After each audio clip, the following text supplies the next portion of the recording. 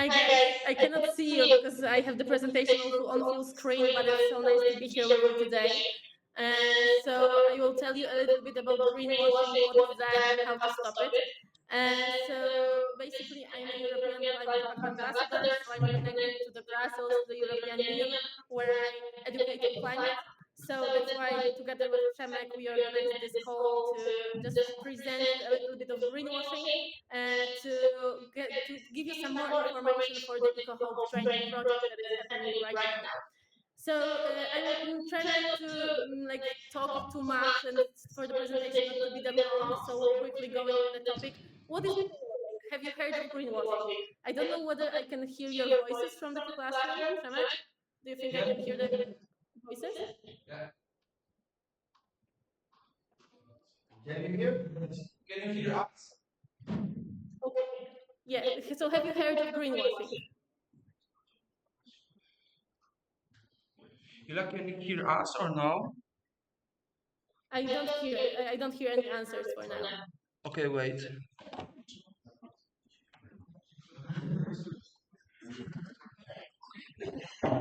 2 seconds. Hello, hello, hello, hello. Now it's good.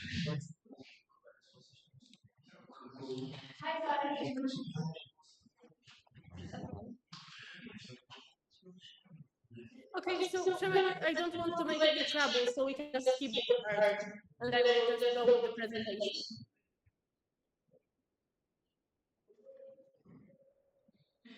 Okay, so let's go. So maybe you have heard of the greenwashing, maybe not. So I will just explain what is greenwashing.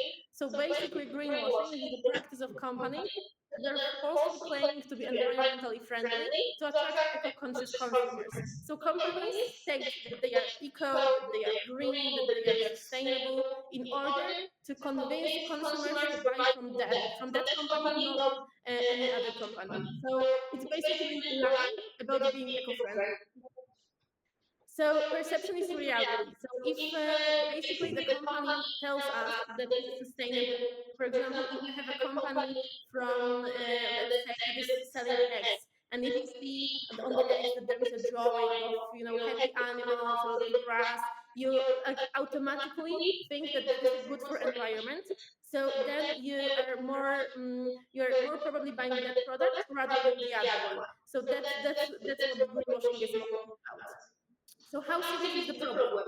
So over the 1,000 products examined by the American Consulting Agency, products offered to consumers by American hypermarkets and promoted as environmentally friendly. So companies were stating that those products are eco. Only one was completely full of greenwashing.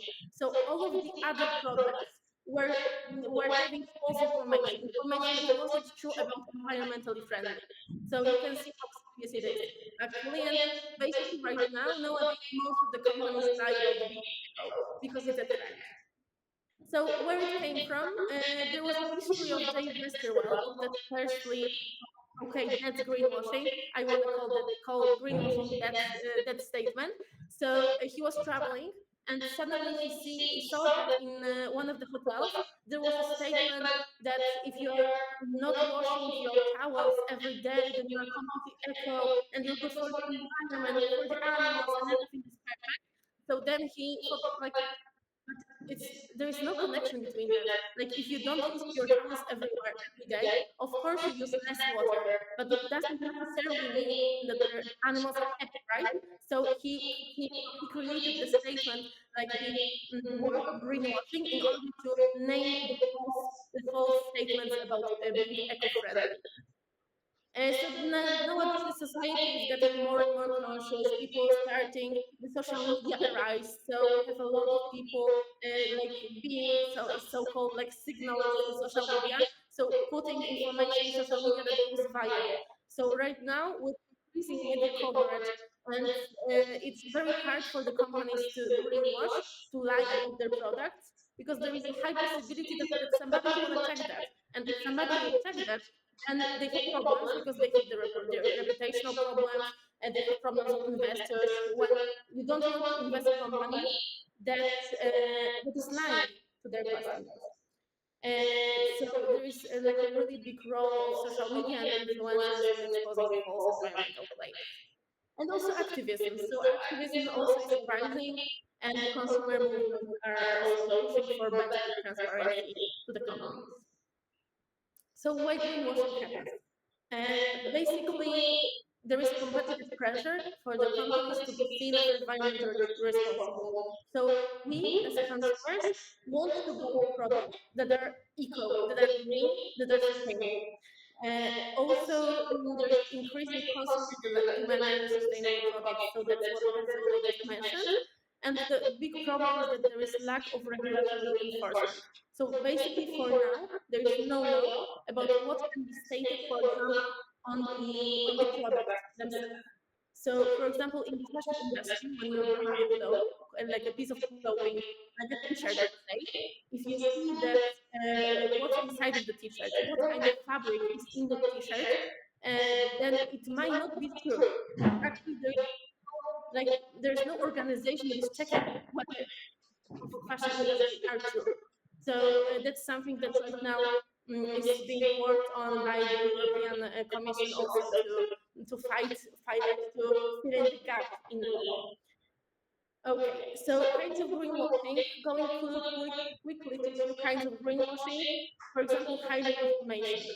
So we are saying that, I don't know, our coffee is sustainable, but we are not saying that, like, for example, let's say that we are selling coffee and we are saying that the last part, the supply chain of the coffee, so the last part, how coffee is being made, like, for example, it comes by plane to Poland and then it is driven by car to a shop. And we say that, okay, but the car is let's say eco car, so it's electric vehicle.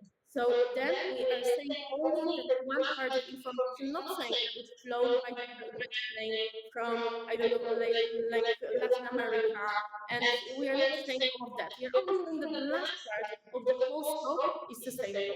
So that is one of the kind of greenwashing. Data without the source. So we are, for example, saying that 99% of our coffee is sustainable. But what's the data from? Like, how did we come that it's 99%? And also, what it means that it's sustainable. So it all needs to be translated for the consumer. Then providing false or wrong data. So right now in Poland, we have a very big problem with those eco signs.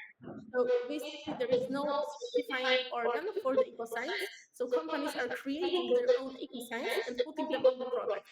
So if we see like a green leaf or like a happy animal that is all green on the product, we automatically think that it's eco. But the sign is not verified in any way. Like big companies are just buying those signs. So that's a very big problem with the greenwashing as well. Also green labeling. So we call our products bio, eco, original, clean, but why we call them that? Like, where does it come from? We need to have statement that translates what it means for the product to be bio. For example, that eggs are from like sustainable farmer, for example, etc. We need to translate all of that. We cannot put a place. We cannot place, for example, bio sign on the product. Irrelevant statements. So, for example, it's obvious that the water is gluten-free. So why do we state on the water that it's gluten-free? We shouldn't do so. So that's also greenwashing. We just put on the products some statements that are obvious. So our tea is vegetarian or our water is gluten-free. Also smaller. So, for example, we like give products that are very harmful ecological features. So, for example, we call cigarettes eco cigarettes, but cigarettes are not eco. They are not healthy. They are not like like they're not good for the environment. So why do we call them eco cigarettes? Because we cannot call them that. Also using jargon or just science language, using very like hard to understand words that when a consumer is reading those words, he cannot understand a single part of the statement. So also overcomplicating the statements. Using colorful motifs and statements that are connected with the environment. So actually that's a statement that was made in Poland, in Warsaw, my city. So it's one of the brands that is selling like gel, like shower gel, and they made like a statement with those green things that you see on the advertisement, and they were dead. Like they were dead completely. They weren't even like live plants. They were dead. So that's why you think that it's eco-friendly, but actually they are placing like dead plastic leaves on the like advertisement so that it looks eco-friendly, but it's actually not. Also, just cheating. So, like promotional campaigns where companies build an image of an environmentally conscious enterprise, while in reality they do not undertake any actions. So they do not have any strategy. They are not sustainable, but they state that they are sustainable. And what are the risks? So for the consumers, of course, it's misleading information leads to poor purchasing decisions. So we lose trust in the original claims. So if there is a sustainable product, it's actually sustainable, and is usually sustainable more expensive, we don't want to choose them. We don't want to choose that product because there is a second one actually lying and using greenwashing, stating that they are eco and they are cheap. So that's why we are choosing the cheaper one, of course, and we are followed by the lie. For the environment, of course, greenwashing undermines the true sustainability efforts and delays necessary action on climate change. So basically, right now, with words eco or greenwashing, there is a very, very big problem in society because people, when they hear that something is eco, the first thing that comes to their mind, they're like crazy activists, eco freaks. You know, it's not like a good PR for the, let's say sustainability right now. So if those people hear those climate denialists, that they hear that something is like companies are lying about being eco, they're lying about being sustainable, it's even making the situation worse. For businesses, of course, potential legal consequences.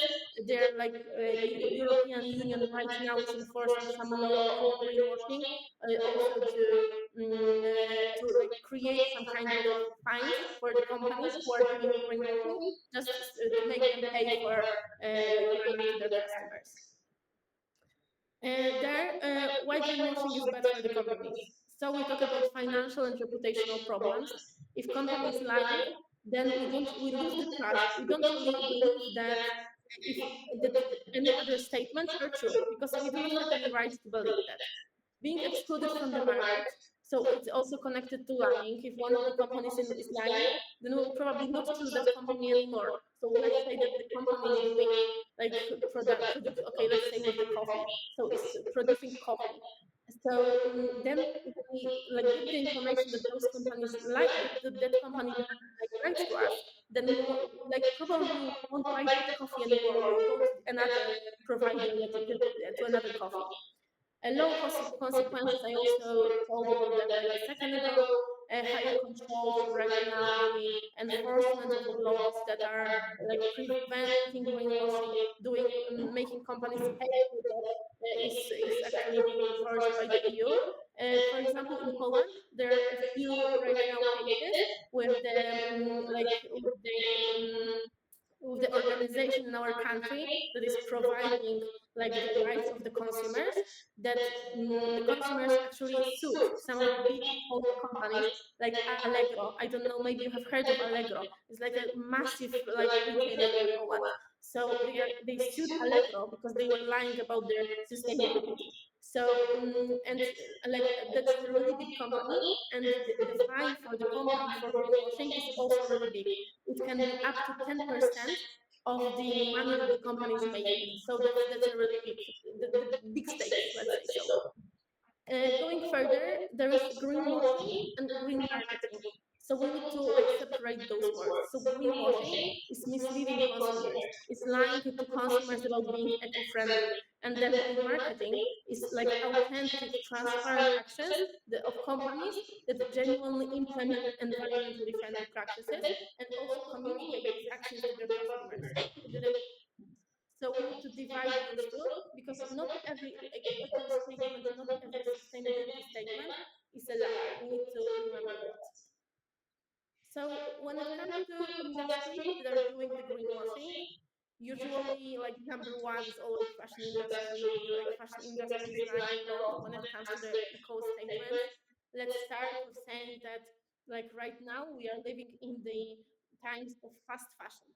So we do not really have like something like slow fashion. It's slowly, so that part of industry is starting to grow, but every sort of slow fashion is like kind of fast fashion as well. So right now we like fashion industry is a very heavily heavy emissions from the fashion industry. Then food industry, of course. So I was talking to you about the eggs, also the milk.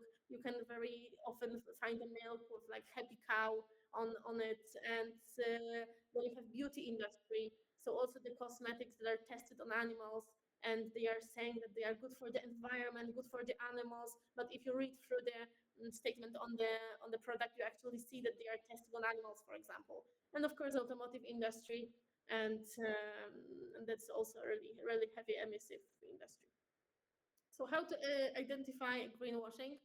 So we need to look for like unverified claims. So if we see eco-friendly, green, natural, we need to start thinking what does it mean and whether that's explained on the product.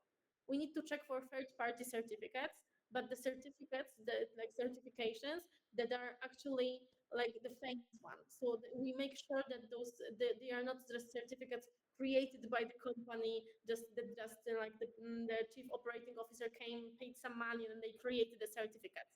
That's not that. We need to look for like authentic ones. Research the company actual environmental track record and actions as well. So if we read about the company, for example, like for example me, I have something like that with cosmetics. So I have some companies that I buy products from because I just know those companies. I know that they are, for example, eco-friendly, they are not testing on animals, etc., etc. And I kind of like read a little bit of the history of their organization, the sustainability strategy, etc. So I know that they are actually pretty good companies. So I just want to pay the money for the product to them. Also, be cautious of too good to be true claims. So, for example, if the company is stating that they are carbon neutral without clear steps taken, so they are basically perfectly green and doing nothing. So that just cannot be true. What can be done to combat greenwashing? So we can encourage companies to provide more transparency, more accountability. We need to also emphasize the role of consumers in demanding accurate information and ethical business practices. We are doing right now that with social media. So in social media, a lot of influencers are sometimes like placing the photo of the product and stating like, "What's that? That's not eco. That's not green." And if like somebody pays our attention and drafts our attention to that, we are starting to think whether actually that's green. There's also need for stronger legal frameworks to regulate environmental claims, and of course corporate social responsibility and integrating sustainability into core business strategies. So just to like go further with the presentation, I have just a little bit of case study to you about greenwashing. So one of the most famous problems with greenwashing was the Dieselgate, so the emissions scandal. Volkswagen marketed their diesel cars as environmental friendly and low emission, promoting them as a green alternative. And actually, what happened was that the cars had something like some kind of like a factor inside of them that the cars were checking the like environment, and they knew when they are on the tests. So when they were on the tests, the levels of the emissions were really low, and when they were out in the city, the emissions were really high because of the like small thing installed in the car. So then it was a big crisis for Volkswagen, and they paid a really big fine for that. They also had some reputational problems, but right now nobody remembers that anymore. Right now, like Volkswagen is like one of the like most famous car companies still, even though they had a really big like scandal with falsing information to their customers. We have Nestle, water bottling and sustainable sourcing. So Nestle markets its bottled water brands as sustainability sourced and eco-friendly. Nestle is famous for basically having factories in a mm, very poor places on earth, and they are taking the water from like indigenous people living there. So they are taking the water from the people who can't afford to buy even a bottle. So they are drinking. Water from the rivers, if they are any, and the rivers are also they have the problem with the like clear. The water is not clear because of the factories of Nestle. So there is like Nestle has a lot of crises as well with the reputation, and they are branding their water as sustainable, but it's not sustainable because they are taking the water from the local people in very poor, like in poor south of the globe. BP, Beyond Petroleum. So BP's Beyond Petroleum campaign was designed to present the company as a leader in renewable energy and environmental responsibility. But we know that basically, like BP is the gasoline, so it's not sustainable. Like BP is one of the like highest, like has one of the highest emission.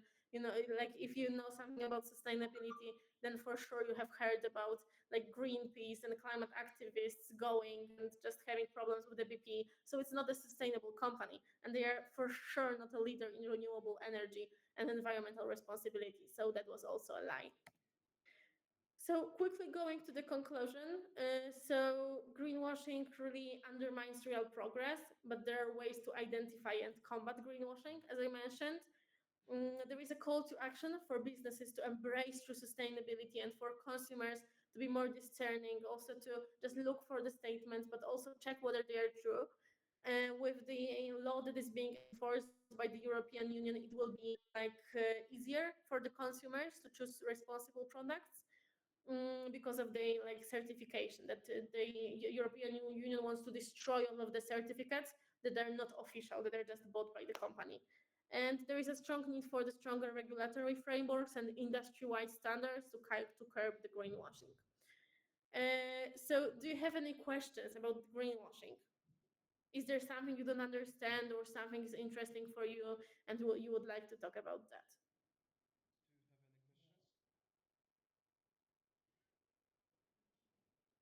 Do you have any questions? We don't have. You don't have any questions? Yeah. Okay.